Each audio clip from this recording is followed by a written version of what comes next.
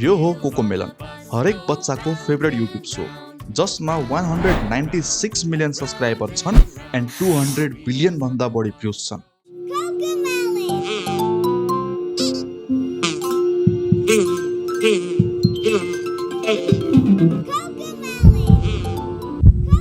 यो बच्चाहरूको रियाक्सन हो कोकोमेलनको म्युजिक सुन्दा बित्तिकै।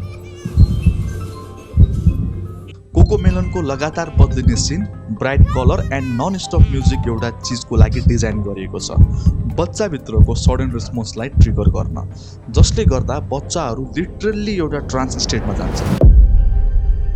धेरै प्यारेन्टहरूले यो नै नोटिस गरेका छन् कि उनीहरूको बच्चा यस्तो खालको भिडियो हेरिसकेपछि एकदम इरिटेट बिहेभ गर्न थाल्छन्।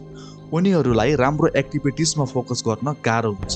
यदि यो कुरालाई ध्यान दिएर हेर्ने हो भने यो एउटा ड्रग एडिक्सन जस्तै हो।